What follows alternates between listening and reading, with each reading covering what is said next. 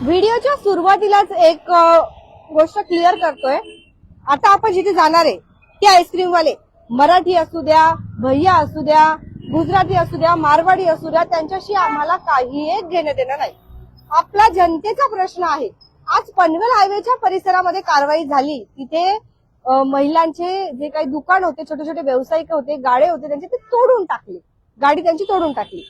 पण आता कुळगाव बदलापूर नगर परिषदेच्या जुन्या नगर परिषदेच्या एकदम समोर तिथे फूड ट्रॅफिक होते, तिथे एक आईस्क्रीमच्या गाडीवाला आहे। आपण त्याला जाऊन विचारूया की त्यांना ती गाडी उठवण्यासाठी तिथे कोणीच आलं नाही।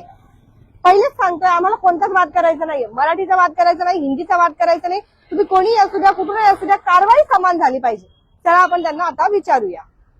ही आपण इथून बघतोय सतत ट्रॅफिक होत असते, एवढी कारवाई झाली आज पनवेल हायवेच्या परिसरामध्ये, परंतु तरी सुद्धा यांच्यावरती काही कारवाई जी आहे ती का होत नाही। तर आपण जाऊया तिथे। आता तुम्हाला काय वाटतं या संदर्भात आम्हाला जरा तुम्ही कमेंट करून नक्की सांगा। आपण आता जी आईस्क्रीमची गाडी आहे ना तिथे जाण्याचा प्रयत्न करूया आणि बघूया की नेमकं त्यांचं याच्यावर काय मत आहे।